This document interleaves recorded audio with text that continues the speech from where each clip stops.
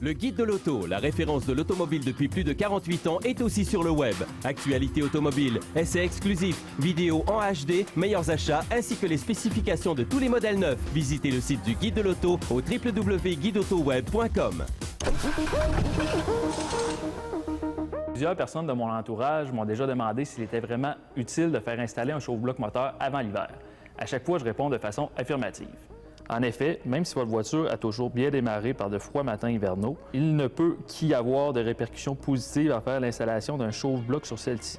En plus de démarrer avec beaucoup plus de facilité, le moteur atteindra sa température de fonctionnement idéale plus rapidement, ce qui aura pour effet de prévenir l'usure prématurée de certaines composantes mécaniques et aussi de réduire votre consommation d'essence. Démarrer un moteur froid est très exigeant pour la batterie et le démarreur.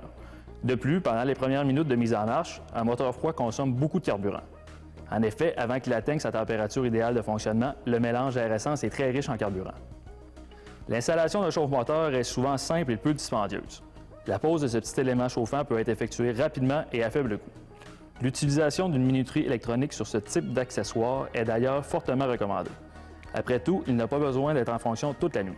Pour avoir un effet bénéfique sur votre mécanique, seulement quelques heures avant le démarrage à froid suffisent amplement. L'usage d'une minuterie est fortement recommandé afin d'économiser en frais d'électricité. En effet, celui-ci n'a seulement besoin de fonctionner que quelques heures avant le démarrage du véhicule à froid.